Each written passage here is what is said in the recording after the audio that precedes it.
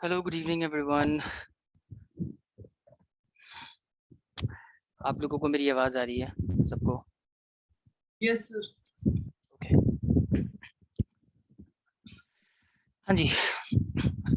तो आज हम लोग इकोनॉमिक्स का चैप्टर 1 करेंगे, इंट्रोडक्शन। एक्चुअली बहुत सारे बच्चों को ये प्रॉब्लम थी कि सर हमने शुरुआत के चैप्टर्स क्यों नहीं किए इकोनॉमिक्स में भी, हम बीच में से क्यों स्टार्ट कर रहे हैं। हमने जैसे अभी हमने क्लास में ना, जो बच्चे पहले से कर रहे हैं, जो ऑलरेडी ज्वाइंट है बैच में, आपको पता है कि हमने कॉस्ट किया था, प्रोडक्शन किया, उसके बाद रेवेन्यू थोड़ा बहुत डिस्कस किया है। तो ये 3 चैप्टर हमने तकरीबन कंप्लीट कर लिए हैं। रेवेन्यू का थोड़ा सा हिस्सा रह गया, वो हम बाद में कंप्लीट कर लेंगे।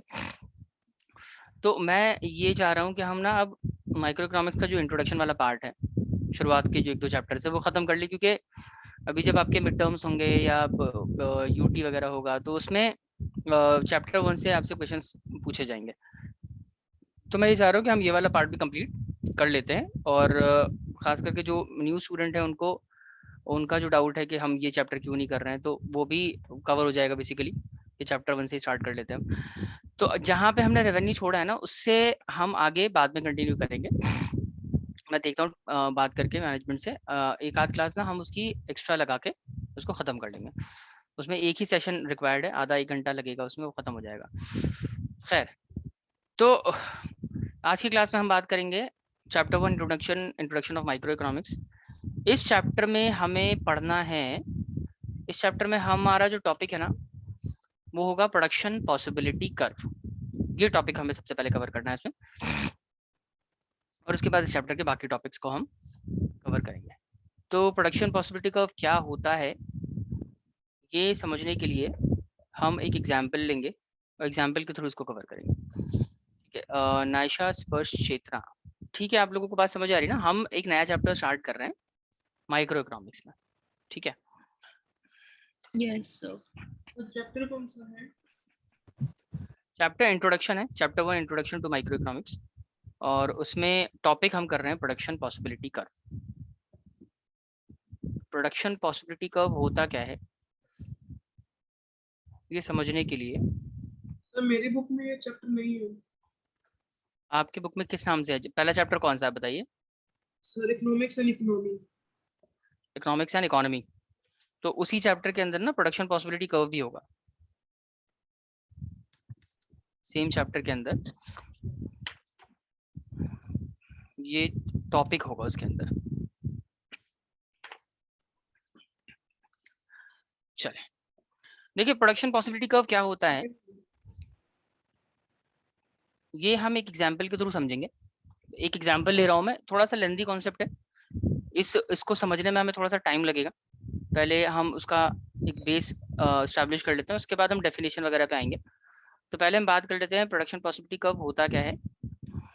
देखिए, इसको समझने के लिए ना हम एक एग्जाम्पल ले रहे हैं। हम बात कर रहे हैं, मान लीजिए सपोज कोई प्रोड्यूसर है, और इस प्रोड्यूसर का नाम है राघव। राघव ना सपोज ये फार्मर है और इसके पास ना कुछ रिसोर्सेज हैं। फार्मर के पास रिसोर्सेज का मतलब क्या है कि जैसे फार्मिंग करने के लिए इसे जिस भी इनपुट की जरूरत है ना वो सारी चीजें इसके पास अवेलेबल है।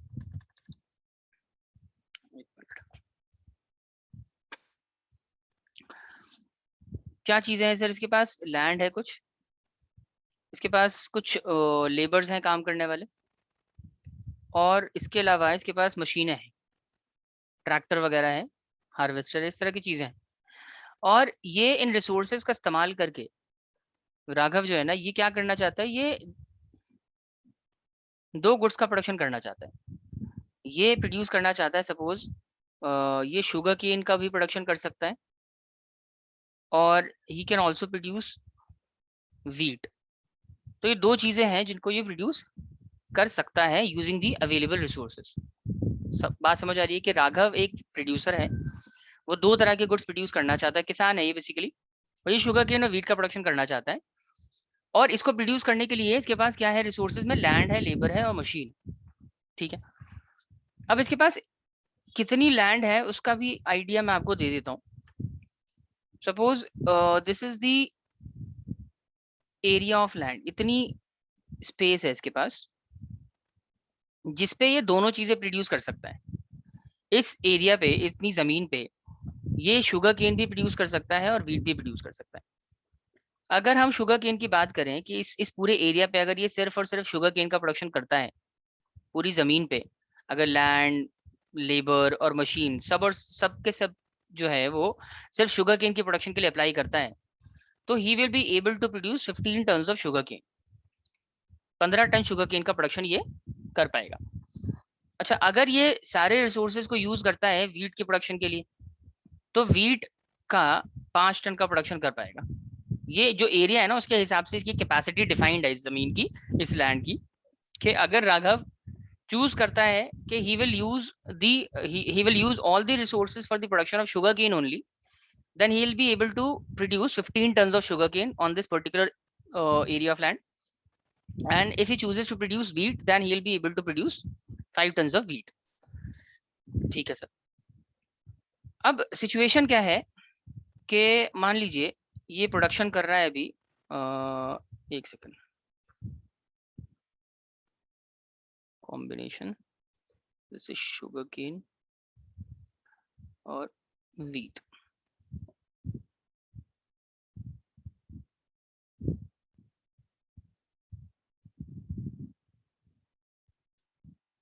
देखिए सिचुएशन नंबर ए ये है कि राघव ना अपने सारे रिसोर्सेज को फिलहाल शुगर केन की प्रोडक्शन के लिए अप्लाई कर रहा है। He is using all of his resources for the production of sugarcane only. तो आप मेरे को बताओ, अगर ये सारे रिसोर्सेज का इस्तेमाल करके शुगर केन का प्रोडक्शन करेगा तो आप मेरे को बताइए कितना कितने यूनिट का प्रोडक्शन कर लेगा, कितने tons of sugarcane produce कर पाएगा if he uses all of his resources for the production of sugarcane only. बताइए नाइशा, स्पर्श, चेतना, if he uses all the resources for the production of sugar cane only, तो इस पूरे जमीन पे वो कितने टन्स ऑफ शुगर केन को प्रोड्यूस कर पाएगा? 15। सबको क्लियर है ये पॉइंट कि 15 टन का शुगर केन का प्रोडक्शन क्यों होगा? क्योंकि इस सारे जमीन पे सारे लेबर्स और सारे मशीन सिर्फ और सिर्फ शुगर केन की प्रोडक्शन में इंगेज होंगे, और क्योंकि सब शुगर केन का प्रोडक्शन करेंगे तो प्रोड्यूसर इसका इस्तेमाल करके 15 ton of sugarcane produce करेगा। ठीक है, ओके। और क्योंकि शुगर केन का प्रोडक्शन हो रहा है पूरे एरिया ऑफ लैंड पे, तो व्हीट के लिए ना तो कोई कैपिटल अवेलेबल है, ना मशीन अवेलेबल है, ना ही जमीन अवेलेबल है, लैंड अवेलेबल है, और ना ही कोई लेबर आपने उसकी प्रोडक्शन के लिए अप्लाई किया है। तो इस सिचुएशन में व्हीट का प्रोडक्शन आप बिल्कुल भी नहीं कर पाएंगे। अब क्या होता है, अब प्रोड्यूसर ना मान लीजिए व्हीट का प्रोडक्शन बढ़ाना चाहता है, ये व्हीट का भी प्रोडक्शन करना चाहता है। अभी तक तो नहीं कर रहे थे ये प्रोडक्शन, लेकिन अभी चाहते हैं कि ये व्हीट का भी प्रोडक्शन करे। तो ऐसी सिचुएशन में क्या होगा कि लैंड का कुछ हिस्सा ना व्हीट के लिए ऑक्यूपाई हो जाएगा। मान लो 1 टन व्हीट का ये प्रोडक्शन करना चाहता है, तो ऐसी सिचुएशन में इतना एरिया जमीन का वो ऑक्यूपाई हो जाएगा व्हीट के लिए। अब शुगर केन के लिए पहले के मुकाबले कम स्पेस अवेलेबल होगा, और कम स्पेस अवेलेबल होगा तो जाहिर है शुगर केन की प्रोडक्शन कम हो जाएगी। अच्छा देखो ध्यान दो इस बात पे कि जब वो ये डिसाइड करेगा ना कि अब उसको वीट का भी प्रोडक्शन करना है, तो अब उसको कुछ लेबर्स वीट की प्रोडक्शन में भी इंगेज करने पड़ेंगे, कुछ मशीनें भी लगानी पड़ेंगी वहां पे, और कुछ एरिया ऑफ लैंड भी जो है वो वीट की प्रोडक्शन में डेडिकेट होगा, एलोकेट हो जाएगा। तो इवेंचुअली वीट का प्रोडक्शन तो बढ़ जाएगा, लेकिन शुगर केन के लिए इससे हर चीज की कमी हो जाएगी, जमीन भी कम पड़ जाएगी उसके लिए, लेबर भी पहले के मुकाबले कम हो जाएगा, और मशीनें भी कम हो जाएंगी। और क्योंकि लैंड, लेबर, कैपिटल सारी चीजें कम हो गई हैं, इसलिए अब शुगर केन का प्रोडक्शन पहले के मुकाबले घटेगा, 14 टन ऑफ शुगर केन ही प्रोड्यूस हो पाएगा। ठीक है, और ऐसे ही आगे अगर प्रोड्यूसर और ज्यादा इसका प्रोडक्शन अगर बढ़ाएगा वीट का एक और, तो जमीन का कुछ और हिस्सा ऑक्यूपाई हो जाएगा, और शुगर केन के लिए क्योंकि कम बचेगा स्पेस, इसलिए इसका प्रोडक्शन फिर से कम हो जाएगा। और ऐसे ही जैसे जैसे प्रोड्यूसर इस कमोडिटी की क्वांटिटी बढ़ाएगा वीट की, जैसे 3, 4 एंड 5, उससे क्या होगा, शुगर केन का जो प्रोडक्शन है वो धीरे धीरे घटने लगेगा, क्योंकि इसके लिए स्पेस पहले के मुकाबले कम हो जाएगा, इसलिए उसका प्रोडक्शन भी कम हो जाएगा। और इवेंचुअली एक पॉइंट पे जब आप 5 टन वीट का प्रोडक्शन करेंगे पूरी जमीन पे, तो शुगर केन के लिए आपके पास कुछ भी नहीं बचेगा। तो आप देखो जब आप वीट का प्रोडक्शन बढ़ाओगे ना, तो ये आपको रिड्यूस करना पड़ेगा 9 पे 5, और एक पॉइंट पे आपके लिए जगह नहीं बचेगी कि आप शुगर केन प्रोड्यूस कर पाओ। तो इस सिचुएशन में वीट का प्रोडक्शन होगा 5 और शुगर केन का कुछ भी नहीं हो पाएगा। समझ आया? इस टेबल पे मैंने क्या दिखाया है, इस टेबल पे मैं ये रिप्रेजेंट करने की कोशिश कर रहा हूँ कि जो राघव है, राघव के पास जितने भी रिसोर्सेज अवेलेबल है ना, लैंड, लेबर, कैपिटल, उसका इस्तेमाल करके वो जो 2 गुड्स प्रोड्यूस करना चाहता है, उन 2 गुड्स को किस किस कॉम्बिनेशन में प्रोड्यूस कर सकता है, उसको हमने टेबलर फॉर्म में रिप्रेजेंट किया कि राघव के पास जितनी भी लैंड है, लेबर है, मशीन है, अगर वो सारी land, labour, machine sugarcane के प्रोडक्शन में लगाएगा तो 15 ton of sugarcane but 0 ton of wheat produce होगा। और अगर ये ज्यादा प्रोडक्शन करना चाहता है वीट का, 1 टन प्रोडक्शन करना चाहता है, तो कुछ रिसोर्सेज ना अब वीट से हट के शुगर केन से हट के वीट की प्रोडक्शन में एलोकेट होंगे, जिसकी वजह से शुगर केन के लिए वो कम अवेलेबल हो जाएंगे, और कम अवेलेबल होंगे इसलिए इसका प्रोडक्शन कम हो जाएगा। तो आप नोटिस करिए कि आप जब वीट का प्रोडक्शन बढ़ा रहे हो ना, 0, 1, 2, 3, 4, 5, ये कॉन्टिन्यूसली जब इंक्रीज हो रहा है, तो शुगर केन की जो क्वांटिटी वो धीरे धीरे धीरे धीरे कम हो रही है, और एक पॉइंट पे आके वो 0 हो जाती है। समझ आ गई बात? यहाँ तक क्लियर है सबको? यहाँ तक सब कुछ क्लियर है आप लोगों को? Yes, sir. Yes, sir. Yes, sir. अब देखिए एक चीज जो नोटिसेबल है, ये तो आपको समझ आ रहा है कि सर हम एक चीज बढ़ा रहे हैं ना, तो दूसरा सेक्रीफाइस करना पड़ रहा है, हमें दूसरा रिड्यूस करना पड़ रहा है। इसका रीजन क्या है? इसका रीजन है कि रिसोर्सेज ना आपके पास लिमिटेड है। इकोनॉमिक्स में जब भी हम रिसोर्स की बात करते हैं ना बच्चों, तो हम बात करते हैं कि रिसोर्सेज लिमिटेड होते हैं। प्रोड्यूसर के पास रिसोर्स इतने नहीं है कि आपका जितना मन करे आप शुगर केन प्रोड्यूस कर लें, आपका जितना मन करे आप वीट प्रोड्यूस कर लें। आपके पास रिसोर्सेज जो है ना, उसमें दोनों चीजें मैनेज करनी है आपको। तो अगर आप एक चीज का प्रोडक्शन बढ़ाएंगे, तो ऑब्वियसली आपको दूसरी चीज की क्वांटिटी जो है रिड्यूस करनी पड़ेगी। जैसे आप कभी शॉपिंग के लिए जाते हैं, एक सर्टेन बजट आप डिसाइड करके गए, कि सपोज आप 100 रुपए लेके गए या 500 रुपए लेके गए, और आपने डिसाइड करी कि 2 चीजें आपको इससे परचेज करनी है, और उसकी क्वांटिटी भी आपने तय करी कि मैं ए कमोडिटी की सपोज 20 यूनिट्स और बी कमोडिटी का 10 यूनिट परचेज करूंगा 500 रुपए में। लेकिन जब आप शॉपिंग के लिए एक्चुअली गए, तो अब आपको लगने लगा कि ए कमोडिटी का मुझे 20 नहीं, मुझे 40 परचेज करना है, या 35 परचेज करना है, 30 परचेज करना है। जब आप उसकी क्वांटिटी बढ़ाएंगे, तो दूसरे वाली क्वांटिटी के लिए, दूसरे वाली कमोडिटी के लिए पैसा कम पड़ेगा आपको, और इसलिए दूसरे वाले कमोडिटी के यूनिट्स को सैक्रिफाइस करना पड़ेगा।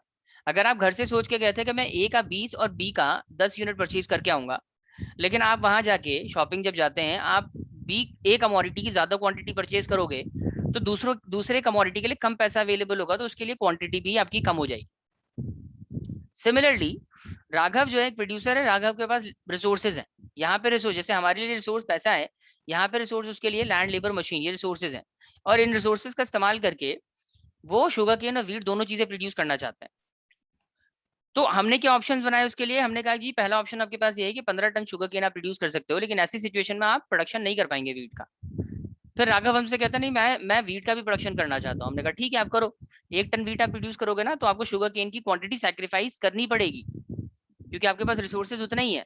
तो जैसे जैसे आप इसको बढ़ाएंगे ना, you will have to sacrifice more and more units of the sugar cane. Sugar cane की क्वांटिटी को आपको हमेशा कम करना पड़ेगा। समझ आ गया? अच्छा, अब यहाँ पे जो बात गौर करने वाली है, जो ध्यान देने वाली चीज है वो ये है कि आप ना जब यहाँ पे इंक्रीज करते हैं ना वीट 0 1 2 3 4, यहाँ तो एक एक करके इंक्रीज हो रहा है। 0 से 1 हुआ, 1 यूनिट का इंक्रीज है, फिर 2 से 3 हो गए, फिर से 1 यूनिट का इंक्रीज हुआ, 2 से 3, 3 से 4, 4 से 5, हर दफा एक एक यूनिट का आप इंक्रीज कर रहे हो। लेकिन शुगर केन की क्वांटिटी कितनी कम करनी पड़ रही है आपको? देखिए शुगर केन की पहले आपने सिर्फ एक ही क्वांटिटी कम करी, 15 से आप 14 पे आ गए, 14 पे आ गए, तो आपको सिर्फ एक ही सेक्रीफाइस करना पड़ा। देन आप 12 यूनिट का प्रोडक्शन जब करते हैं तो आप फिर से आप 2 का सेक्रीफाइस करते हैं, 14 से 12 पे आ जाते हैं। फिर नेक्स्ट वाले कॉम्बिनेशन में 12 से 9 पे आ जाते हैं, 3 यूनिट का सेक्रीफाइस कर दिया आपने। फिर 9 से 5 पे आते हैं तो 4 यूनिट का सेक्रीफाइस कर दिया आपने। और फिर 5 से 0 पे आ जाते हैं तो आप 5 यूनिट का सेक्रीफाइस कर रहे हैं। इसका मतलब ये है कि आप जब जब वीट का प्रोडक्शन बढ़ाएंगे ना, आपको सेक्रीफाइस तो शुगर केन का करना ही पड़ेगा, क्योंकि रिसोर्सेज लिमिटेड है, लेकिन सेक्रीफाइस का रेट हर बार ज्यादा होगा। You will have to sacrifice more number of units every time you want to produce one extra unit of the wheat. हर बार जब भी आप wheat का एक extra unit produce करना चाहोगे ना, you will have to sacrifice more and more units of the other commodity, यानी कि sugar cane. अब ऐसा क्यों होता है इस पे हम बाद में बात करेंगे। आपको सिर्फ याद ये रखना है कि जब आप एक चीज गेन करते हैं, दूसरा आपको सेक्रीफाइस करना पड़ता है, और हर बार ज्यादा सेक्रीफाइस करना पड़ता है। देखो एक गेन करने के लिए आपको जितना सेक्रीफाइस करना पड़ता है उसको हम कहते हैं marginal opportunity cost, MOC। MOC stand for marginal opportunity cost. तो यहाँ मार्जिनल अपॉर्चुनिटी कॉस्ट कुछ नहीं होगा। आप देखो वीट के केस में जब आपने इसका प्रोडक्शन बढ़ाया, आपने एक ही सेक्रीफाइस किया, तो यहाँ पे MOC है, मार्जिनल अपॉर्चुनिटी कॉस्ट इज 1:1। एक गेन करने के लिए आपने एक ही सेक्रीफाइस किया। वीट का एक यूनिट बढ़ाने के लिए आपको शुगर केन का सिर्फ एक सेक्रीफाइस करना पड़ा। अच्छा, अगर इसके बाद आपने एक और यूनिट इसका बढ़ाया तो आपको इस बार 2 सेक्रीफाइस करना पड़ रहा है, तो सेक्रीफाइसिंग रेशियो हो जाएगा 2:1, यानी कि marginal opportunity cost will be 2:1। इसके बाद 3:1, देन 4:1, और इसके बाद 5:1। पहले आपने सिर्फ एक ही सेक्रीफाइस किया था 1:1, फिर 2 सेक्रीफाइस किया तो 2:1 हो गया, फिर 3 सेक्रीफाइस किया तो 3:1, फिर 4 यूनिट का सेक्रीफाइस करना पड़ा आपको, तो आपने लिखा 4:1, और फिर 5 से आप सीधा 0 पे आ गए तो सेक्रीफाइस हुआ 5:1। एक के लिए आपने 5 सेक्रीफाइस किया। तो याद रखिए मार्जिनल अपॉर्चुनिटी कॉस्ट आपको बताता है कि एक एक्स्ट्रा यूनिट का प्रोडक्शन करने के लिए आप दूसरी वाली कमोडिटी का कितना सेक्रीफाइस कर रहे हैं। समझ आया? यहाँ तक डाउट है आप लोगों को? इतना क्लियर है?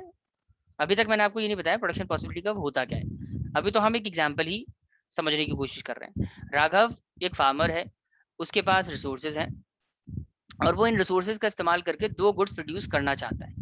वो शुगर केन प्रोड्यूस करना चाहता है, वीट प्रोड्यूस करना चाहता है। हम ये देख रहे हैं कि क्या पॉसिबिलिटीज हैं, किन किन कॉम्बिनेशन में प्रोडक्शन करने की उसकी कैपेसिटी है। तो सिचुएशन नंबर 1 ये है कि आप वो सारे रिसोर्सेज का इस्तेमाल करके 15 टन शुगर केन प्रोड्यूस कर ले, या वीट का बिल्कुल भी प्रोडक्शन ना करे। और अगर वो वीट का बढ़ाना चाहता है प्रोडक्शन तो बढ़ा ले, लेकिन ऐसी सिचुएशन में शुगर केन की क्वांटिटी कम करनी पड़ेगी। जैसे जैसे बढ़ाएगा ये कम करना पड़ेगा, क्योंकि रिसोर्सेज कम है उसके पास, लिमिटेड है। लेकिन रिड्यूस करते वक्त आपको इस बात का ख्याल रखना है कि हर बार ज्यादा रिड्यूस करना पड़ेगा, आपको ज्यादा सैक्रिफाइस करना पड़ेगा। पहले तो एक ही सैक्रिफाइस करके आपने बढ़ा लिया था प्रोडक्शन, लेकिन नेक्स्ट टाइम आपको 2 सैक्रिफाइस करना पड़ेगा, फिर 3, फिर 4, फिर 5, और आगे और जाएंगे तो 6 अगर पॉसिबिलिटी है तो। अब हम इसके बेसिस पे ना एक डायग्राम बनाएंगे। अभी तक हमने क्या किया, टेबल बनाया है सिर्फ, और ये टेबल हमें बता रहा है कि प्रोड्यूसर अपने लिमिटेड रिसोर्सेज का इस्तेमाल करके 2 गुड्स को किन किन कॉम्बिनेशन में प्रोड्यूस कर सकता है। अब अगर मैं इसका डायग्रामेटिक रिप्रेजेंटेशन करूं,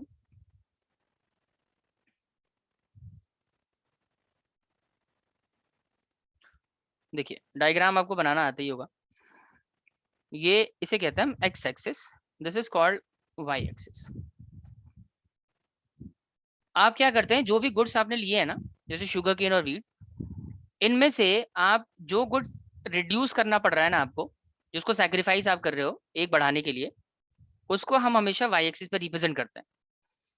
तो शुगर केन आ जाएगा वाई एक्सिस पे, और एक्स एक्सिस पे क्या आएगा, एक्स एक्सिस पे जो आप गेन कर रहे हैं ना दूसरी वाली कमोडिटी वीट, उसको आप यहाँ पे रिप्रेजेंट करेंगे। ठीक है सर? अब इसकी वैल्यूज लिख लेते हैं। सर वीट की वैल्यू 0 से 5 तक जा रही है ना, तो 0 1 2 3 4 5। और शुगर केन की जो क्वांटिटी है वो जा रही है 15 तक। तो हम एक काम करते हैं, 3 का डिफरेंस ले लेते हैं, या 2 का डिफरेंस ले लेते हैं। 2 4 6 8 10 12 14 16 16 14 12 10 8 6 4 2 और 0। ठीक है, अब देखिए आपको क्या करना है। अब जो भी आपने कॉम्बिनेशंस यहाँ लिए थे ना इस पेज पे, उसी को हम ग्राफिकल फॉर्म में रिप्रेजेंट करेंगे, इस ग्राफ के ऊपर रिप्रेजेंट करेंगे। तो पहला कॉम्बिनेशन देखो क्या है, पहला कॉम्बिनेशन है 15 एंड 0 का। 15 टन आप वीट शुगर केन प्रोड्यूस कर रहे हैं, वीट का 0 प्रोडक्शन हो रहा है। तो इस कॉम्बिनेशन को कैसे रिप्रेजेंट करेंगे, 0 tons of wheat and 15 tons of sugarcane. तो यहाँ आएगा 14 के बाद 15 समवेयर यहाँ पे। तो दिस इज कॉम्बिनेशन 1 0 एंड 15। और इसके बाद कॉम्बिनेशन बी 1 एंड 14। तो दिस इज 1 और 14 यहाँ होगा। तो this is 14 and 1, this combination B 1 and 14। इसके बाद है 2 and 12। तो 2 यहाँ है और and this is 12।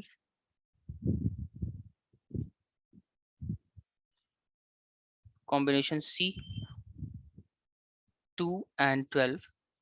उसके बाद कॉम्बिनेशन C है 3 and 9। 3 and 9, 9 आ जाएगा आपका यहाँ कहीं, and this is 3। so this is combination D 3 and 9। इसके बाद है 4 and 5। तो यहाँ आ जाएगा 5, ये हो गया आपका 4। This combination E 4 and 5।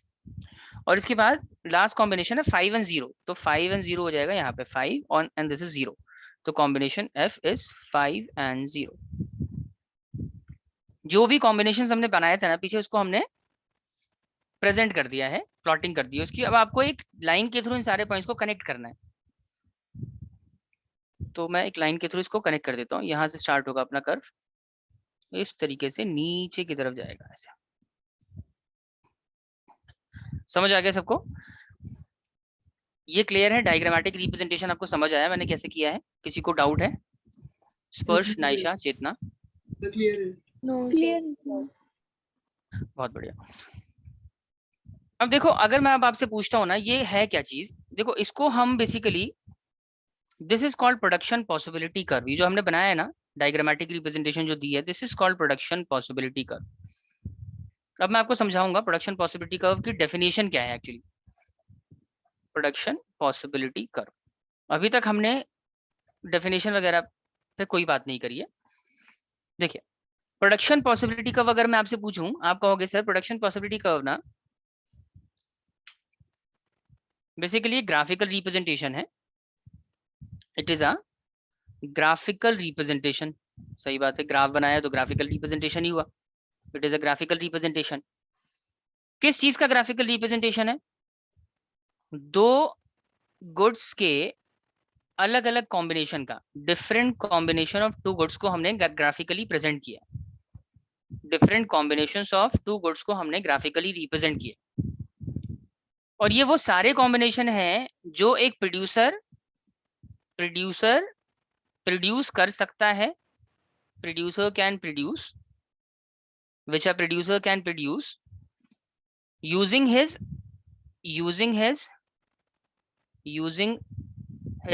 limited resources। उसके पास जितने भी रिसोर्सेज अवेलेबल हैं, उन रिसोर्सेज का इस्तेमाल करके दो कमोडिटीज को, शुगर केन और वीट को, किस किस कॉम्बिनेशन में वो प्रोड्यूस कर सकता है, उसका ग्राफिकल रिप्रेजेंटेशन है ना। तो प्रोडक्शन पॉसिबिलिटी कर्व की डेफिनेशन क्या हो जाएगी? Production possibility curve is a graphical representation that shows different combination of two goods that a producer can produce using his available resources or technology।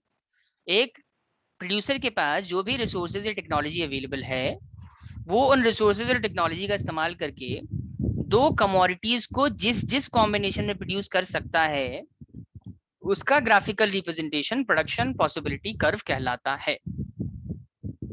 समझ आया?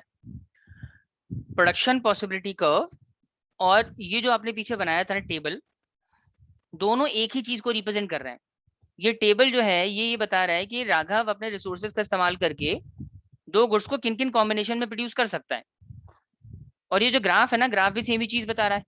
Difference क्या है कि ये एक डायग्रामेटिक रिप्रेजेंटेशन है and this is a tabular representation. ये table के फॉर्म में है, तो जो टेबल के फॉर्म में होता है ना उसको हम कहते हैं स्केड्यूल। तो this is called production possibility, this is production possibility schedule. समझ आया? This is production possibility schedule and this is production possibility curve. कोई डाउट यहाँ तक? किसी को प्रॉब्लम है? कुछ पूछना है? नायशा, स्पर्श, No, चेतना? sir. No, sir.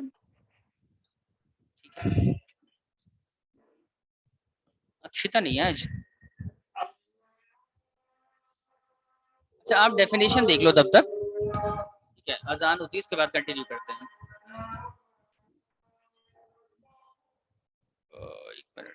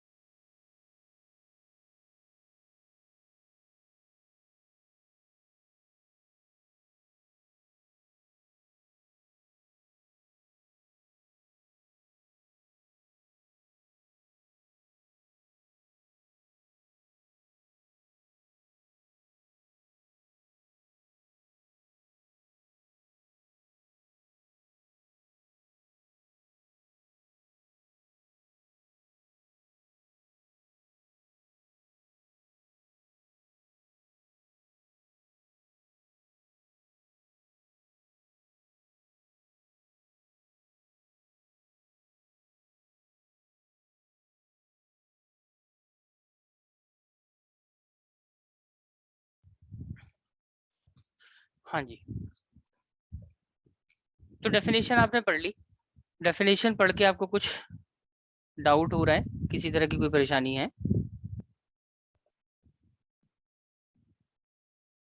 चेतना, नायशा, स्पर्श? No, sir.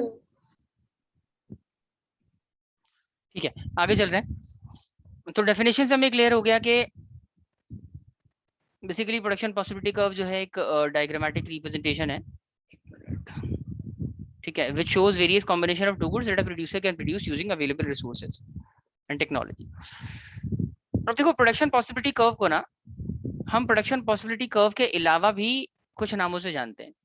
हम प्रोडक्शन पॉसिबिलिटी कर्व को production possibility boundary, transformation curve या प्रोडक्शन पॉसिबिलिटी फ्रंटायर भी कहते हैं।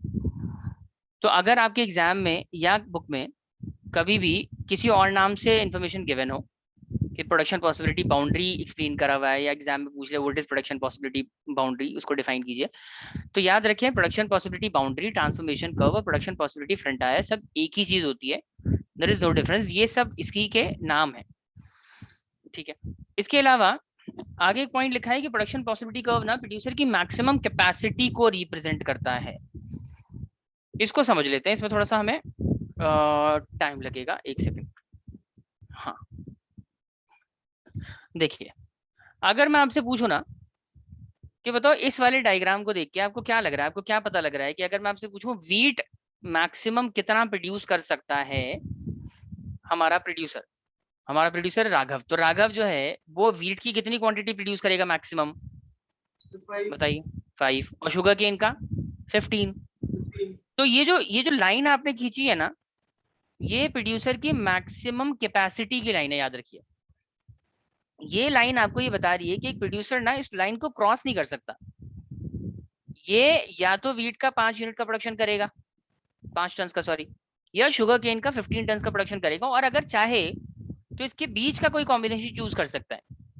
Either he can produce 15 ton of sugarcane और 5 टन ऑफ वीट, और या फिर इसके बीच का कोई कॉम्बिनेशन चूज करे। लेकिन कोई ऐसा कॉम्बिनेशन वो नहीं बना सकता, वो ये नहीं सोच सकता या ये वो डिसाइड नहीं कर सकता कि वो इस कॉम्बिनेशन के बाहर जाके इस जो डिफाइंड पैरामीटर्स है इसके बाहर जाके प्रोडक्शन करेगा। जैसे मान लो ये कहता है कि मैं 20 ton of sugarcane produce करना चाहता हूँ और मैं 2 टन वीट भी प्रोड्यूस करना चाहता हूँ, 2 टन वीट और 20 टन शुगर केन, तो ये पॉसिबल नहीं है क्योंकि शुगर केन की जो लिमिट है ना वो मैक्सिमम 15 है, इससे ऊपर नहीं जा सकता, वो 20 टन का प्रोडक्शन कर ही नहीं सकता। रीजन आपको पता ही क्यों नहीं कर सकता, क्योंकि रिसोर्सेज उसके पास है नहीं, इतने रिसोर्सेज आर लिमिटेड। तो क्योंकि रिसोर्सेज लिमिटेड होते हैं इसलिए हम कहते हैं प्रोडक्शन पॉसिबिलिटी कर्व जो हम जो ड्रॉ करेंगे ना वो प्रोड्यूसर की मैक्सिमम कैपेसिटी को रिफ्लेक्ट करेगा। मैं एक और एग्जांपल के थ्रू इसको और क्लियर कर देता हूँ कि मान लीजिए मैंने ये एक प्रोडक्शन पॉसिबिलिटी कर्व का आपके सामने बनाया, सॉरी ये इस तरीके से एक कर्व आपके सामने ड्रॉ किया, कर्व का नाम है A B curve, this is production possibility curve A B. अब देखिए इस कर्व के ऊपर ना बहुत सारे कॉम्बिनेशंस होंगे, अलग अलग कॉम्बिनेशंस होंगे, कॉम्बिनेशन एक्स वाई जेड, कोई भी कॉम्बिनेशन पे आप ड्रॉ कर सकते हो। मान लो प्रोड्यूसर कहता है कि वो इतना यूनिट प्रोड्यूस करना चाहता है कमोडिटी वाई का, और इतना यूनिट प्रोड्यूस करना चाहता है कमोडिटी एक्स का। जैसे मान लीजिए वो कहता है कि वो मान लो 8 यूनिट प्रोड्यूस करना चाहता है वाई का और प्रोड्यूस करना चाहता है 4 यूनिट एक्स का। तो ये जो कॉम्बिनेशन है ना, सपोज इस कॉम्बिनेशन को हम नाम देते हैं कॉम्बिनेशन एक्स। इस कॉम्बिनेशन की खास बात ये है कि जो कॉम्बिनेशन है ना ये प्रोडक्शन पॉसिबिलिटी बाउंड्री के ऊपर फॉल कर रहा है कॉम्बिनेशन, ठीक है। कोई भी कॉम्बिनेशन जो प्रोडक्शन पॉसिबिलिटी कर्व के ऊपर आता है ना, ऐसा माना जाता है कि उसमें उस कॉम्बिनेशन को प्रोड्यूसर प्रोड्यूस कर सकता है, उसके पास इतने रिसोर्सेज हैं।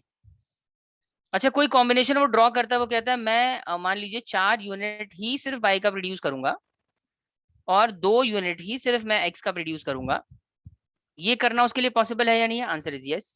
क्यों? क्योंकि सर ये जो कॉम्बिनेशन है ना, जैसे इसको भी नाम दे, अच्छा ये कॉम्बिनेशन Z है और दिस इज कॉम्बिनेशन मान लेते हैं L कॉम्बिनेशन, तो L कॉम्बिनेशन में प्रोडक्शन कर सकता है, आंसर इज यस। Z में कर सकता है, आंसर इज यस। क्यों कर सकता है Z में? Z क्योंकि वो उसकी प्रोडक्शन बाउंड्री के ऊपर एग्जैक्टली फॉल कर रहा है वो कॉम्बिनेशन, और ये जो है ये उसकी प्रोडक्शन बाउंड्री के अंदर है। बाउंड्री समझ रहे हो ना, एक बॉर्डर लाइन है, उसकी कैपेसिटी की लाइन है बेसिकली।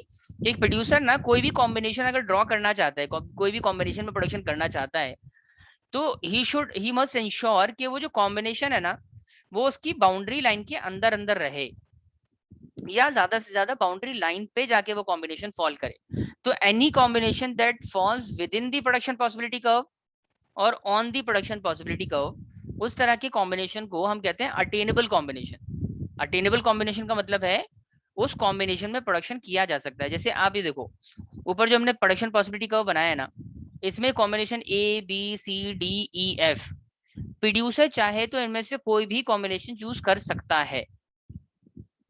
क्यों? क्योंकि ये सारे कॉम्बिनेशन आप देखो इस कर्व के ऊपर फॉल कर रहे हैं, इस लाइन जो प्रोडक्शन पॉसिबिलिटी कर्व है उसके ऊपर फॉल कर रहे हैं, तो इस सबको हम अटेनेबल कॉम्बिनेशन कहते हैं। अच्छा, वो कहता है कि मैं 7 यूनिट इसका प्रोड्यूस करूंगा शुगर केन का, और मान लीजिए वो कहता है कि वो 2.5 यूनिट जो है वो वीट का प्रोड्यूस करेगा। बताइए इस कॉम्बिनेशन में प्रोडक्शन करना, इसको नाम देते हैं कॉम्बिनेशन जी। बताइए क्या इस कॉम्बिनेशन में प्रोडक्शन करना प्रोड्यूसर के लिए पॉसिबल है या नहीं? होगा या नहीं होगा? यस सर, है पॉसिबल। है पॉसिबल। क्यों? क्योंकि ये प्रोडक्शन बाउंड्री के अंदर है। आप समझ रहे हैं? प्रोडक्शन बाउंड्री का मतलब वो एक बॉर्डर है, एक कैपेसिटी को डिफाइन कर रहा है प्रोड्यूसर की। ये कह रहा है कि कोई भी प्रोड्यूसर इसके लाइन के आगे नहीं जाएगा। जैसे मान लीजिए इसी वाले एग्जांपल में हमारा जो प्रोड्यूसर है वो कहता है हमसे कि भैया हम तो ऐसा है कि 12 यूनिट का प्रोडक्शन, 12 नहीं 10 यूनिट का प्रोडक्शन हम शुगर केन का भी करेंगे, और हम 8 यूनिट का प्रोडक्शन वीट का भी करेंगे, 8 यूनिट का। तो कॉम्बिनेशन का नाम हो गया एच कॉम्बिनेशन। हम एच कॉम्बिनेशन में प्रोडक्शन करना चाहते हैं। अब एच कॉम्बिनेशन कहाँ है? प्रोडक्शन पॉसिबिलिटी कर्व के बाहर है, यानी कि इस कैपेसिटी के बाहर। प्रोड्यूसर की कैपेसिटी किससे डिफाइन हो रही है? AF कर्व से डिफाइन हो रही है। इस कर्व के अगर आगे कोई पॉइंट निकल गया, इसका मतलब प्रोड्यूसर अपनी कैपेसिटी के बाहर जाके प्रोडक्शन करना चाहता है, उसमें प्रोडक्शन नहीं हो पाएगा। क्यों नहीं हो पाएगा? कैपेसिटी से बाहर क्यों नहीं जा सकता? क्योंकि सर उसके पास इतना रिसोर्स ही नहीं है। उसके पास रिसोर्स ही इतना है कि वो 5 टन वीट का प्रोडक्शन कर सकता है। समझे बात? तो इसीलिए हम कहते हैं प्रोड्यूसर जो है ना, सॉरी प्रोडक्शन पॉसिबिलिटी कर्व जो है ना, प्रोड्यूसर की मैक्सिमम कैपेसिटी को रिप्रेजेंट करता है। It shows the maximum production capacity of the producer, and क्योंकि वो मैक्सिमम कैपेसिटी है इसलिए उस लाइन को क्रॉस नहीं किया जा सकता। कोई भी ऐसा कॉम्बिनेशन ड्रॉ नहीं किया जा सकता जो प्रोडक्शन पॉसिबिलिटी कर्व के बाहर फॉल करता हो। समझ आया? जैसे अपना स्पर्श है ना, स्पर्श ने अभी रिसेंटली ना सपोज जिम ज्वाइन कर ली है ना, एक एग्जांपल के थ्रू इसको समझते हैं। और जिम में जो जो इसका ट्रेनर है ना, जिम में इसका ट्रेनर कहता है कि ये इनफैक्ट पूछता है अपने ट्रेनर से कि सर आप मेरे को बता दो, मैंने अभी रिसेंटली मैं फर्स्ट टाइम जिम कर रहा हूँ और मैं बहुत ज़्यादा कॉशियस हूँ अपनी हेल्थ को लेके और कोई फिजिकल इंजरी ना हो जाए, तो मैं चाहता हूँ कि आप मेरे को बता दें कि मैं कितना वेट लिफ्ट कर सकता हूँ एट अ टाइम, कि कौन कितनी कैपेसिटी है मेरी। आप जो मेरी फिजिक है, मेरा जो बिल्डअप है, उसको देख के आप बता दें कि मुझे किस किस वेट के ऊपर नहीं जाना चाहिए। तो इसका फिजिकल ट्रेनर जो है ना, इनसे कहता है कि आपकी जो कैपेसिटी है ना वो 60 kg ऑफ वेट पिक करने की है, मतलब आप 60 kg ऑफ वेट लिफ्ट कर सकते हो। अब स्पर्श जो है वो नेक्स्ट डे से जिम जाते हैं, और स्पर्श जो है ना वो इस कॉम्बिनेशन में वेट लिफ्ट करना चाहते हैं। मान लो ये 2 डंबल्स उठाते हैं और 10-10 kg के कॉम्बिनेशन में ये डंबल्स उठाते हैं। बताओ जरा ये वेट ये लिफ्ट कर पाएंगे नहीं कर पाएंगे? इनकी कैपेसिटी में है या नहीं है? बताइए। यस सर, है। क्यों? क्योंकि डिफाइंड कैपेसिटी कितनी है? 60 kg, और ये पिक कितना कर रहे हैं कलेक्टिवली? 20 kg। अच्छा, नेक्स्ट डे जाते हैं, ये कहता है मैं आज 20 के डंबल्स उठाऊंगा, ये भी कर सकते हैं ये।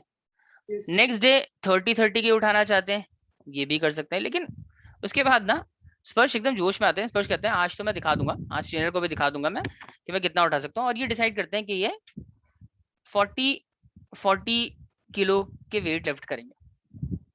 अब ये जो कॉम्बिनेशन इन्होंने चूज किया है ना, ये पॉसिबल नहीं है कंसिडरिंग कि उसकी कैपेसिटी सिर्फ 60 की है, तो ये इस वाले कॉम्बिनेशन में वेट लिफ्ट नहीं कर सकता। समझ रहे हैं बात? तो मैं जो स्पर्श के पॉइंट ऑफ व्यू से बात कर रहा हूँ, स्पर्श के केस में ये उसकी मैक्सिमम कैपेसिटी है। इस कैपेसिटी के दायरे में रह के वो कोई भी कॉम्बिनेशन चूज करेगा ना, उस सारे कॉम्बिनेशन को हम कहेंगे अटेनेबल कॉम्बिनेशन है, वो अचीवेबल है। लेकिन any combination that goes beyond the capacity, तो उसको हम कहेंगे अनअटेनेबल कॉम्बिनेशन। सेम चीज प्रोडक्शन पॉसिबिलिटी कर्व के कॉन्टेक्स्ट में मैं समझा रहा हूँ कि ये AF कर्व जो है ना आपकी कैपेसिटी को डिफाइन कर रहा है, प्रोड्यूसर की कैपेसिटी। अब प्रोड्यूसर इसके अंदर रह के प्रोडक्शन करना चाहता है, कर सकता है। इसके ऊपर कोई कॉम्बिनेशन चूज करके प्रोडक्शन करना चाहता है, कर सकता है। लेकिन इसके बाहर अगर जाएगा ना, तो उसके लिए उसको और रिसोर्सेज चाहिए, और हम प्रिज्यूम करते हैं कि उसके पास रिसोर्सेज है नहीं। हम ये प्रिज्यूम करते हैं कि रिसोर्सेज उसके पास लिमिटेड ही हैं, और क्योंकि रिसोर्स लिमिटेड है तो he can not operate beyond the production possibility curve. समझ आ गया? यहाँ तक कोई डाउट है किसी को? No, sir. अच्छा, अब आगे चल रहे हैं। देखिए, जो भी मैंने आपको कॉपी पे समझाया था ना, ये उसी का एक बेसिकली टेबुलर फॉर्म है। यहाँ पे भी स्लाइड पे भी समझाया है, कॉम्बिनेशन है अलग अलग। अब इस कॉम्बिनेशन को हमें देख के पता लग रहा है कि भाई अगर प्रोड्यूसर सारे रिसोर्सेज को सिर्फ राइस की प्रोडक्शन में लगाता है ना, तो वो राइस का 15 क्विंटल का प्रोडक्शन कर लेगा, लेकिन वीट का कुछ भी नहीं कर पाएगा, क्योंकि वो वीट के लिए रिसोर्सेज एम्प्लॉय नहीं कर रहा है, अप्लाई नहीं कर रहा है। और फिर वो जैसे जैसे वीट की प्रोडक्शन बढ़ाना चाहता है ना, 1 2 3 4 5 6 इस तरीके से अगर वो इंक्रीज करेगा, तो ऑब्वियसली उसको राइस की क्वांटिटी सेक्रीफाइस करनी पड़ेगी। तो राइस जो है वो 15 से 14 फिर 12 और 950 इस तरीके से घटती चली जाएगी। मैंने आपको इसमें बताया था कि आपको ये याद रखना है कि इसके घटने का रीजन क्या है। इसके सेक्रीफाइस, इसके रिड्यूस होने का रीजन है लिमिटेशन ऑफ रिसोर्स। लेकिन इसके हर बार ज्यादा घटने का रीजन क्या है कि 15 से 14 हुआ, सिर्फ एक सेक्रीफाइस किया आपने यहाँ पे, फिर 2 सेक्रीफाइस कर रहे हैं, फिर 3 फिर 4 फिर 5। अभी तक मैंने आपको ये नहीं बताया, सिर्फ मैंने आपको ये बताया है कि एक गेन करने के लिए जितना आप सेक्रीफाइस करते हैं ना, उसको हम कहते हैं MOC, मार्जिनल अपॉर्चुनिटी कॉस्ट। और मार्जिनल अपॉर्चुनिटी कॉस्ट की स्पेशलिटी यह है पीपीसी के केस में कि वो हमेशा बढ़ता है, हमेशा इंक्रीज होता है। क्यों होता है इस पे हम आएंगे थोड़ी देर बाद, अभी मैंने सिर्फ आपको इतना समझाया है। तो ये सब आपको हो गया है क्लियर। उसके बाद हमने डायग्राम बनाया। डायग्राम में हम वाई एक्सिस पे राइस ले लेते हैं, एक्स एक्सिस पे वीट ले रहे हैं। राइस वाई पे ही क्यों ले रहे हैं, क्योंकि राइस की क्वांटिटी जो है देखो इसमें सेक्रीफाइस हो रही है 15 से 14 12 950। तो जो सेक्रीफाइस होता है उसको हमेशा आपको वाई पे रखना होता है, और जो इंक्रीज होगा उसको आप रखेंगे एक्स पे। तो ये कॉम्बिनेशन ए, फिर बी, फिर सी, फिर डी, और फिर इस तरीके से एफ, सारे कॉम्बिनेशन आप ड्रॉ कर देंगे। इन सारे पॉइंट्स को आप इंटरकनेक्ट करके एक लाइन खींच देंगे। This is called production possibility curve. ठीक है, अच्छा, तो ये भी मैंने बता दिया। Production possibility curve graphical representation है, दो कमोडिटीज के कॉम्बिनेशन को रिप्रेजेंट करता है, जो प्रोड्यूसर अपने अवेलेबल रिसोर्सेज का इस्तेमाल करके प्रोड्यूस कर सकता है। और फिर मैंने आपको बताया अटेनेबल कॉम्बिनेशन के बारे में कि सपोज ये हमारा प्रोडक्शन पॉसिबिलिटी कर्व है, तो इसके अंदर अगर कोई भी कॉम्बिनेशन है ना, या इसके ऊपर कोई भी कॉम्बिनेशन है, उसको हम अटेनेबल कॉम्बिनेशन कहते हैं। तो डेफिनेशन देखो अटेनेबल कॉम्बिनेशन की कि any combination of two goods within the production possibility curve is called attainable combination. Any combination that falls within the PPC is called attainable combination. और attainable combination आपको ये बताता है कि आपके resources ना फुल्ली एंड एफिशिएंटली यूटिलाइज्ड हैं। देखो इसमें दो चीजें हो सकती हैं, एक सेकंड रुक जाओ।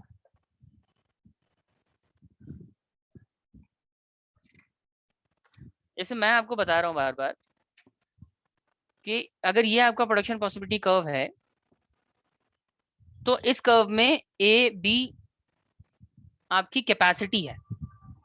आप कोई भी कॉम्बिनेशन चूज कर सकते हैं इस पीपीसी के ऊपर या इस पीपीसी के अंदर। तो सपोज ये दो कॉम्बिनेशन मैंने चूज किए, combination X and combination Y. अब ये दोनों ही कॉम्बिनेशन क्योंकि एक पीपीसी के ऊपर है और एक अंदर है, तो दोनों ही अचीवेबल है, दोनों अटेनेबल है। लेकिन आप मेरे को बता सकते हो इसमें से इन दोनों में से बेस्ट कॉम्बिनेशन कौन सा है?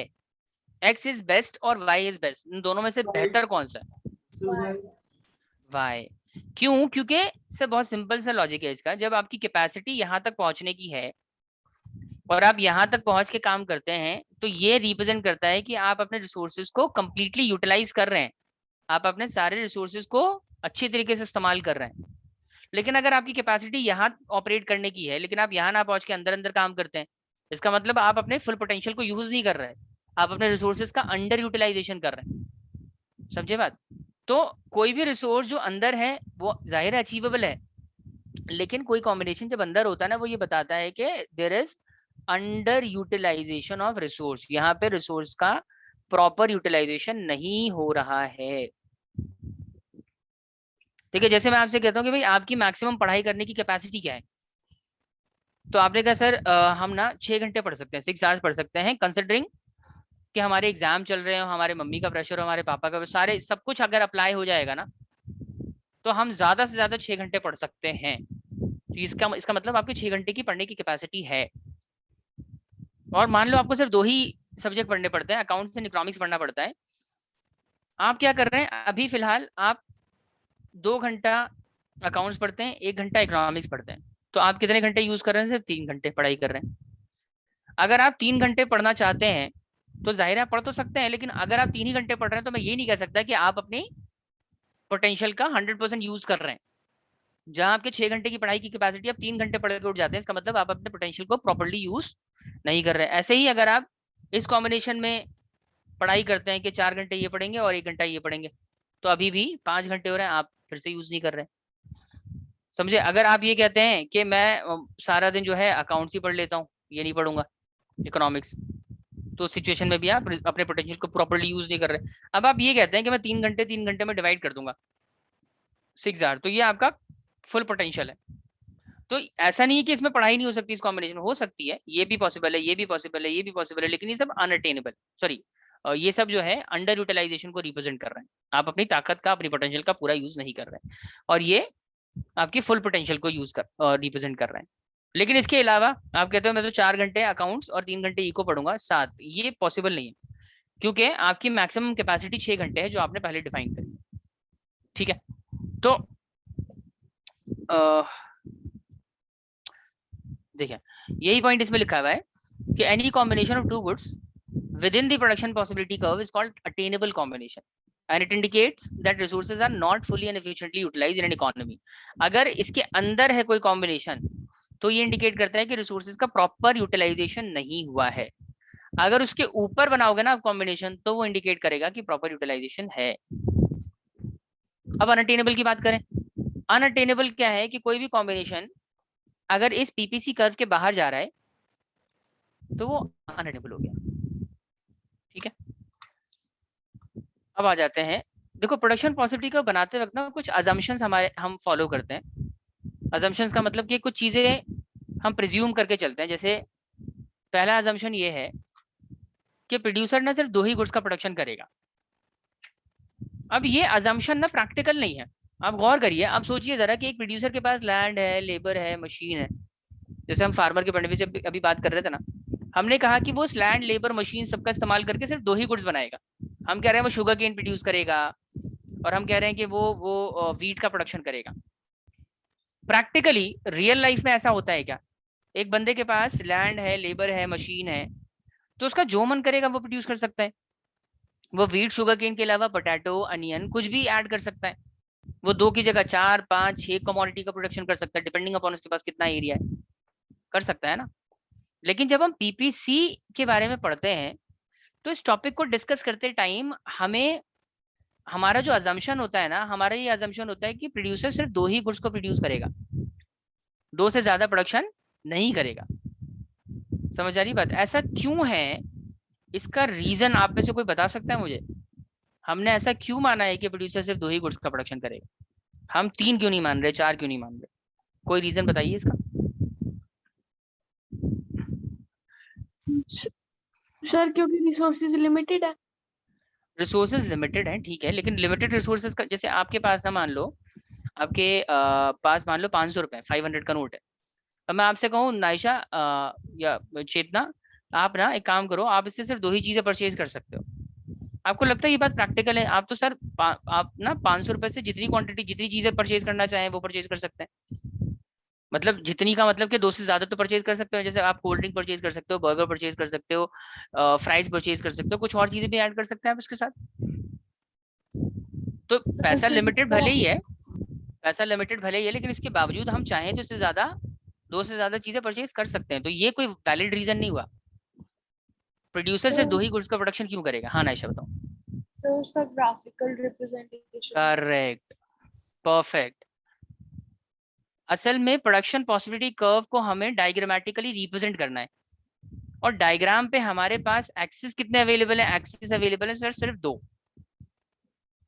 Y axis, x axis.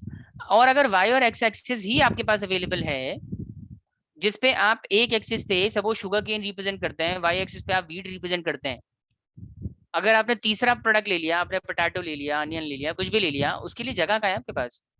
Ultimately हमें प्रोडक्शन पॉसिबिलिटी कर्व जो है डायग्रामेटिकली रिप्रेजेंट करके दिखाना है, और ग्राफ पे हमारे पास सिर्फ 2 एक्सिस हैं।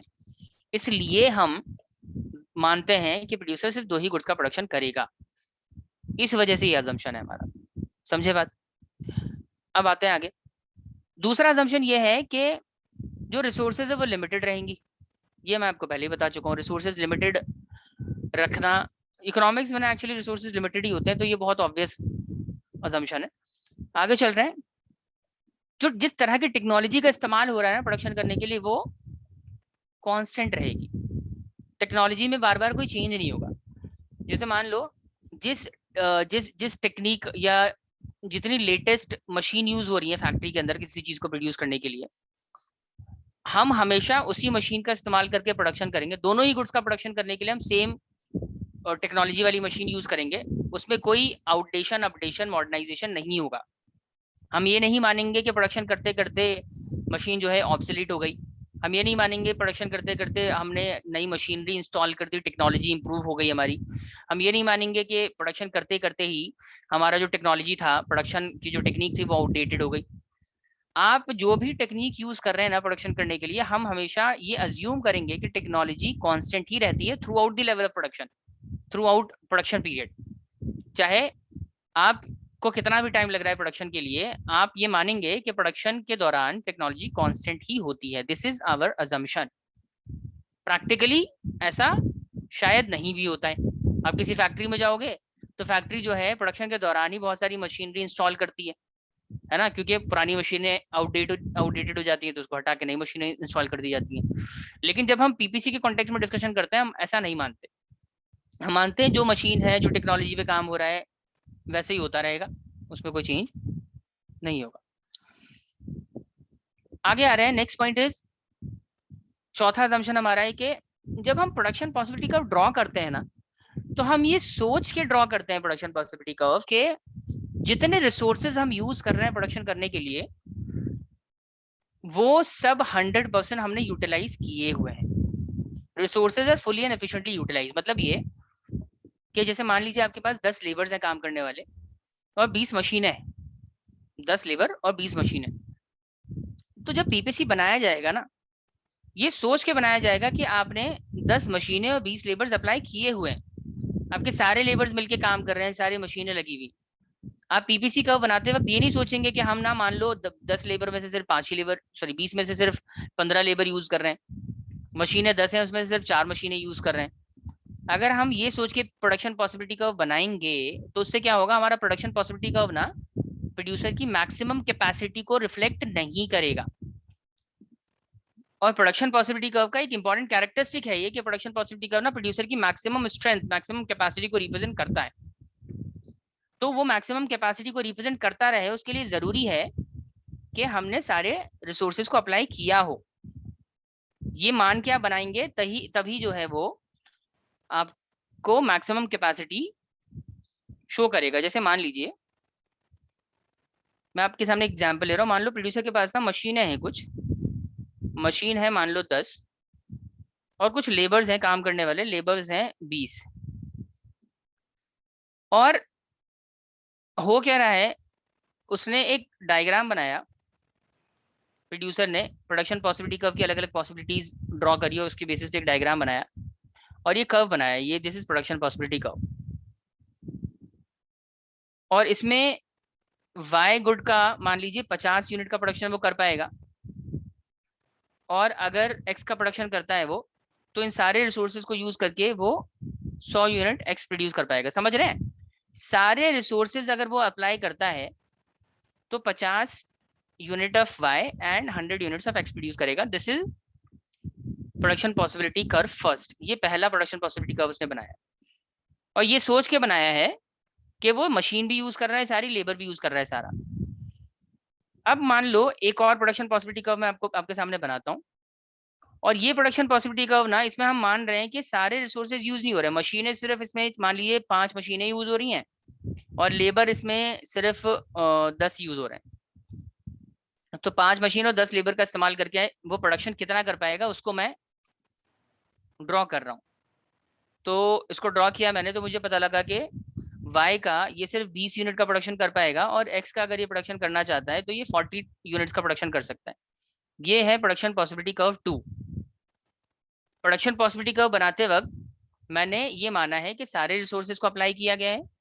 प्रोडक्शन पॉसिबिलिटी कर्व 2 बनाते वक्त मैंने ये माना है कि थोड़े रिसोर्सेज को यूज किया गया है, सारों को यूज नहीं किया गया। आप मेरे को बताओ कि इनमें से कौन सा वाला कर्व ना प्रोड्यूसर की मैक्सिमम कैपेसिटी को रिप्रेजेंट करेगा?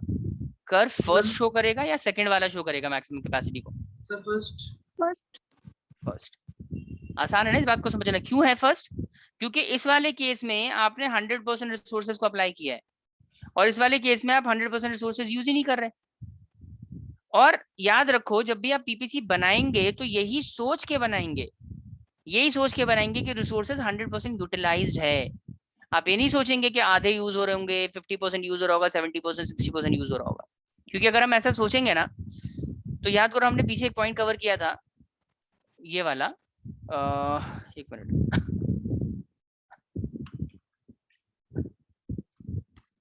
ये देखिए, इसमें ये वाला जो पॉइंट है कि production possibility curve shows the maximum capacity of an economy. Production possibility curve ना प्रोड्यूसर की मैक्सिमम कैपेसिटी को रिप्रेजेंट करता है।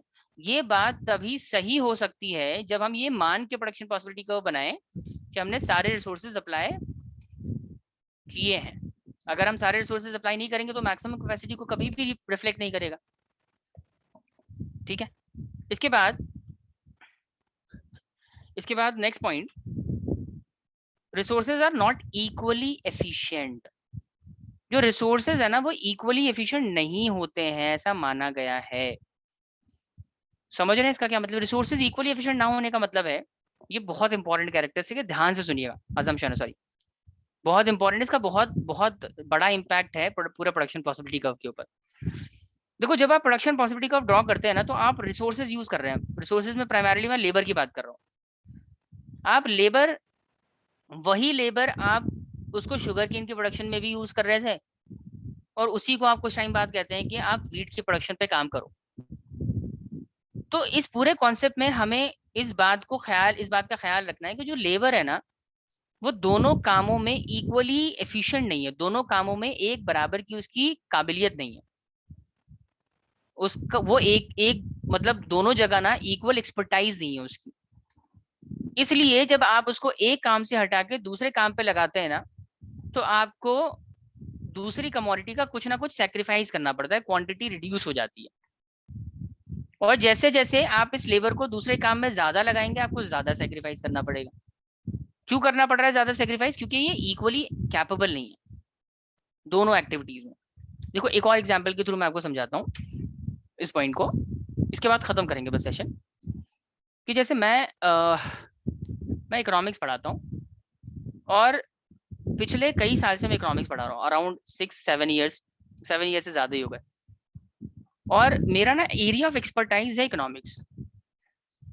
अब लर्निवियो क्या कहता है ना, लर्निवियो का मैनेजमेंट मुझसे ये कहता है कि सर आप एक काम करो, आप इकोनॉमिक्स तो पढ़ाते ही हो, आप ना कल से बच्चों को मैथ्स भी पढ़ाना, या आप इको छोड़ो, इको बच्चे खुद से सेल्फ स्टडी करके भी बहुत सारे बच्चे कवर कर लेते हैं, लेकिन मैथ्स में ज्यादा पोटेंशियल है तो हम आपसे मैथ्स पढ़वाएंगे फॉर एग्जाम्पल। तो मुझे ना ये शिफ्ट कर देते हैं इकोनॉमिक्स से मैथ्स पढ़ाने के ऊपर। आप मेरे को बताइए, क्या मैथ्स और इको में मेरी एफिशिएंसी इक्वल होगी?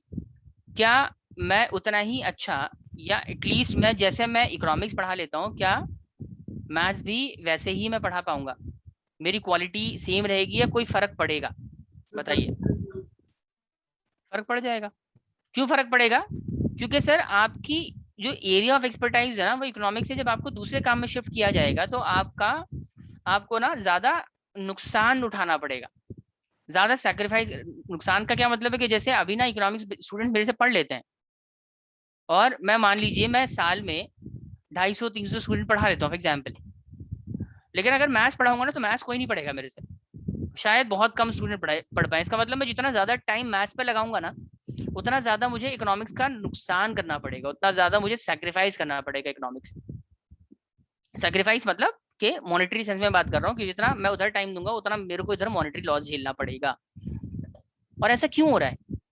ऐसा इसलिए हो रहा है क्योंकि सर आप दोनों सब्जेक्ट्स में इक्वल आपकी कैपेबिलिटी नहीं है, इक्वल एफिशिएंसी नहीं है। मान लो मैं मैथ्स भी उतना ही अच्छा पढ़ा लेता जितनी इकोनॉमिक्स पढ़ा लेता हूँ, मेरे को मैथ्स भी उतना ही अच्छा आता, तो अगर रणनीति मुझसे कहता है कि सर आप कल से मैथ्स पढ़ाएंगे, इको नहीं पढ़ाएंगे, मुझे कोई इशू ही नहीं था, मैंने कहा कोई दिक्कत नहीं है, मैथ्स में भी मैं उतना ही एक्सपर्ट हूँ। तो इको से जब मैं मैथ्स पे शिफ्ट होऊंगा मेरा सैक्रिफाइस कम होगा, समझ रहे हैं बात, क्योंकि मेरी एफिशिएंसी उसमें भी उतनी है जितनी इसमें। क्लियर है पॉइंट? अब देखो, जब हम प्रोडक्शन पॉसिबिलिटी कर्व ड्रॉ करते हैं तो प्रोडक्शन पॉसिबिलिटी कर्व में आप नोट करो, ये टेबल मैंने बनवाया था, आप याद करो कि आपने लेबर ना शुगर केन से वीट की प्रोडक्शन पर लगाया, तो उस लेबर को कितना सैक्रिफाइस करना पड़ा? शुरू में 1 ही यूनिट सैक्रिफाइस करना पड़ा, लेकिन अगली बार ना उसको 2 यूनिट सैक्रिफाइस करना पड़ता है, 3 यूनिट सैक्रिफाइस करना पड़ रहा है, 4 करना पड़ रहा है, 5। आप बताओ जरा ऐसा क्यों हो रहा है? उसको ज्यादा क्यों सैक्रिफाइस करना पड़ रहा है? क्योंकि उसकी दोनों प्रोडक्ट की प्रोडक्शन में इक्वल एफिशिएंसी नहीं है सर। वो जितना अच्छा शुगर केन की प्रोडक्शन में है, शायद वीट की प्रोडक्शन में उतना अच्छा नहीं है, समझ रहे हैं? जैसे मान लो मैं अपने फैक्ट्री में ना दो कमोडिटीज प्रोड्यूस करता हूँ, लैपटॉप और मोबाइल फोन। अब मेरे लेबर्स ना अभी तक लैपटॉप बनाते हैं, लेकिन मेरे को मोबाइल में पोटेंशियल अच्छा नजर आ रहा है, मार्केट अच्छी नजर आ रही है, तो मैं अपने लेबर से कहता हूँ ऐसा है, आप में से कुछ लेबर ना कल से मोबाइल बनाएंगे, लैपटॉप आप नहीं बनाओगे। तो मैं कुछ लेबर्स को उठा के मोबाइल की प्रोडक्शन में लगा देता हूँ। आप मेरे को बताओ, क्या वो उतना ही एफिशिएंटली मोबाइल प्रोड्यूस कर लेंगे जितना एफिशिएंटली वो लैपटॉप प्रोड्यूस कर लेते थे? क्या इधर से लैपटॉप से मोबाइल पे शिफ्ट होंगे तो उनको सैक्रिफाइस करना पड़ेगा या मुझे नुकसान उठाना पड़ेगा या नहीं उठाना पड़ेगा? आंसर इज यस, आपको नुकसान उठाना पड़ेगा। You will have to sacrifice more number of laptops as the as you wants to increase the production of mobile phone.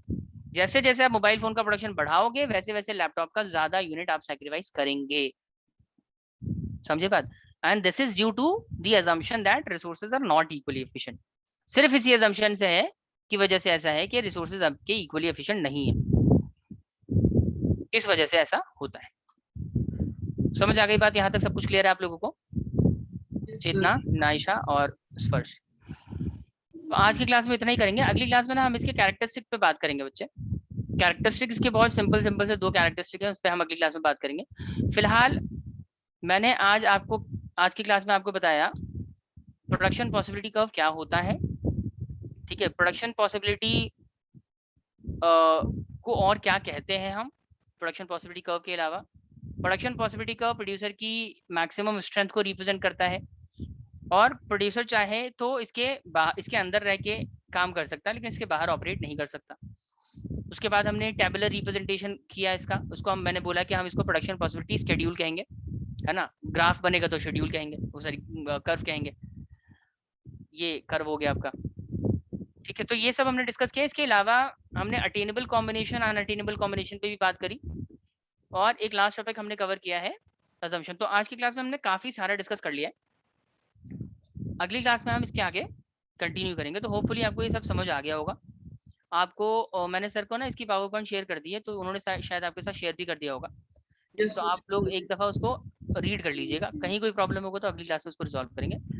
तो आज के एपिसोड में इतना ही, मिलते हैं आप लोगों से अगली क्लास में, ठीक है?